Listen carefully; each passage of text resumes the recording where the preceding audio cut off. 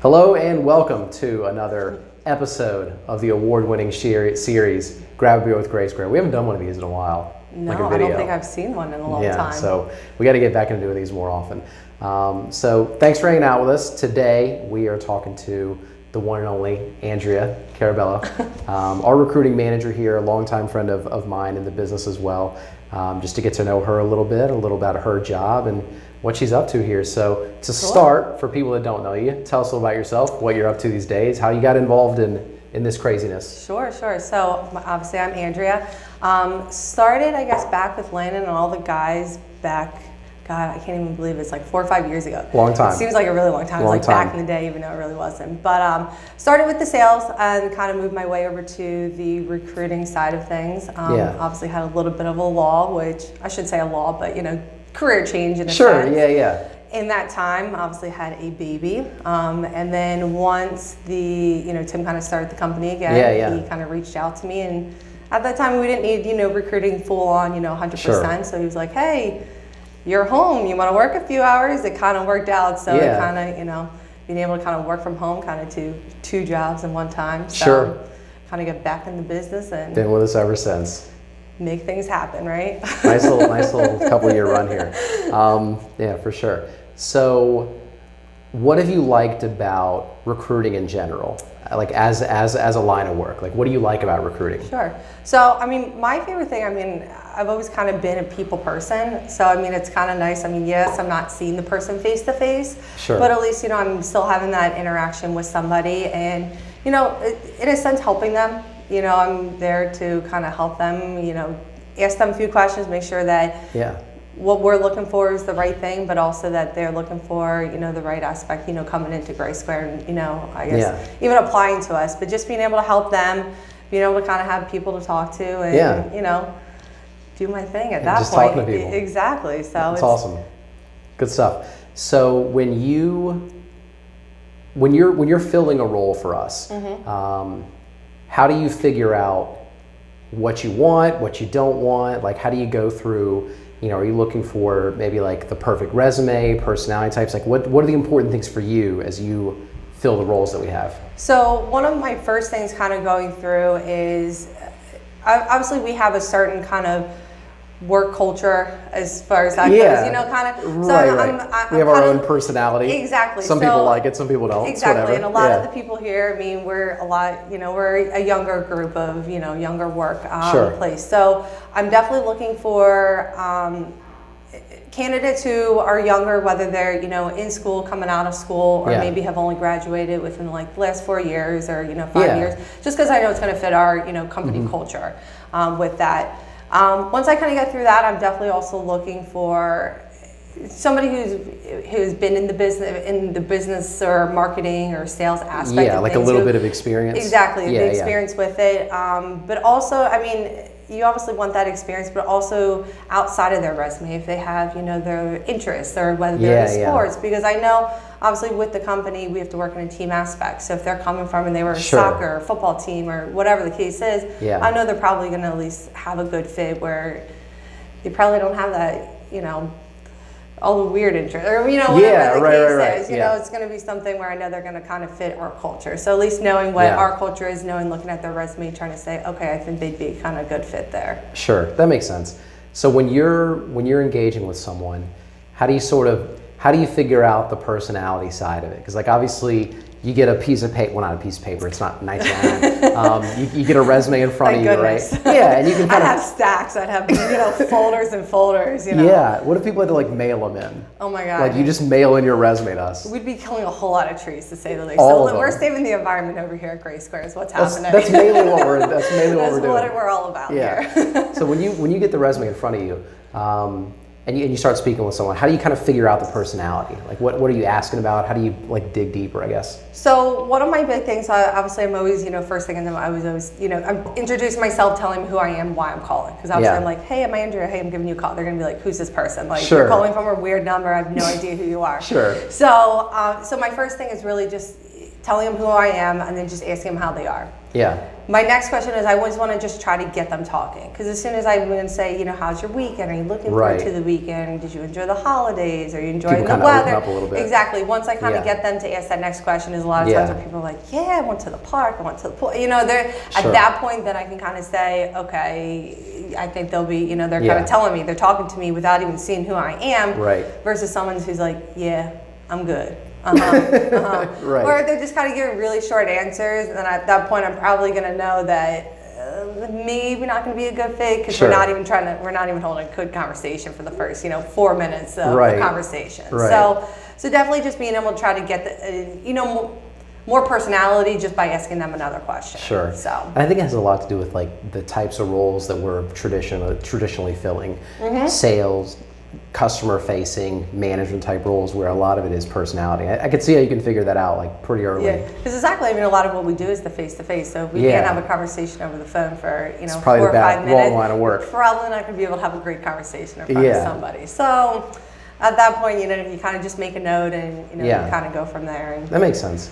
So I guess next question, because a lot of people that watch these videos, check out the podcast, things like that, they're either like in the industry, competitors, things like that, or people like in the job market that are checking us out because they maybe want to work here, like they're looking at us compared to a million other people. What would you advise someone as like some best practices for 2 things? We'll start with like the resume. How would you advise someone like express themselves on the resume? And then we'll go into like conversations and personality, things like that. Sure. So I would think for at least the resume, keep it short, keep it sweet. None of this 10-page. No, I don't need to know about your 17 jobs that you did when you were 15 years old, when you were like in college or high school trying to make some money. If you're in school, what you're going to school for, and then at least something that's relatable, in like your last like 3 jobs that's going to probably relate to the business or relate to the company itself. Just showing what you did, and kind of just make like 3 bullets of kind of what you did. I don't need make it easy to figure out. Exactly. It doesn't need to be a big paragraph explaining in your day-to-day activities that you did kind of through, but just kind of your 3 main bullet points, whatever the case is. Okay. If you've been in a sport, if you've played a sport, kind of put that on there. If you've won a championship, extracurriculars, whatever. Exactly, just something along those lines. And then even your interest. Sometimes that even kind of pinpoints on there, just because then it's something that either I can relate to them, or even someone down the line. If they're talking to one of the managers and they say, "Oh, Game of Thrones," and they're a huge Game of Thrones, it's going to be something that they're going to be able to kind of relate to and talk about. So kind of show some personality on the resume. Yeah, exactly. So just don't make it all about the business. I guess you can get the business side, make it about yourself outside of that. As far as moving, kind of to the next step, as far as whether it's talking to me, just kind of give a little bit more rather than just one word answers. You know what I mean? It's really kind of loosen up a little bit. Exactly, loosen up. But I think even so, whether it's even talking to me or later on down the line in your interviews, just be yourself. Let your personality show and smile. That's especially when you're talking to someone eventually. I think that's always a good point. So. That makes sense. So this is a question we didn't have on our agenda, but I wanted to ask. So obviously that side of our house is growing as well. So for somebody that is potentially looking at getting into the world of recruiting, what I guess pieces of advice would you have for somebody that's considering like recruiting as a career? Sure. I would say one thing is just take your time. I guess it's really just like anything new that you're learning. If you're not used to being on the phone, or you're not used to calling people, it's just taking your time and just learning it, taking it day by day. You're not going to always you talk to 5 people. You're not always going to get 5 people to say, yeah, cool, I'm actually still interested. And you're probably not always going to get those 5 people. So it's just knowing that it's a work in progress, just for most people. And it's, if you're a people person, I think, it could be a good fit, but it's just knowing that you're going to be on the phone and just talking to people all day. Just kind of doing your thing and talking to people. That makes sense. I've heard similar things from people in recruiting in a variety of industries. That's a lot of it. That's kind of the gist of it. You're with people all day nonstop. Yeah. And even if you're not physically, you're still talking to them. Yeah. You know what I mean? But you're right. You're still interacting with everybody else. You're just kind of making sure. And you kind of have to also make sure you are kind of organized. You have to make sure that, okay, I didn't talk to this person, but I need to send them an email, or I did talk to them, but I need to follow up 2 weeks later, or Sure. they're studying abroad, or they're over in England. It's just making yourself, kind of organized. I mean, if you see my email account, I have folders for like 10 different things of who I need to talk to, who this person, where they came from. So it's also just the organization that's just definitely going to keep you kind of on track as well. That's probably as much of it as anything else. Because like when I think about it, even at a smaller firm like ours, I mean, we're talking hundreds of applications for the various roles. Being organized has to be just more important than probably anything else. And it is, and especially like this time of the season too. It's, Yeah. I was even telling Catalina earlier, even just before, coming in, I'll sit there and all of a sudden, before I know it, I look at my phone and all of a sudden I have like 10 emails. So it's like knowing who I need to talk to first, how I need to talk to them, or if, somebody calls through, just making sure I'm... There's the appropriate follow-up. And exactly, right.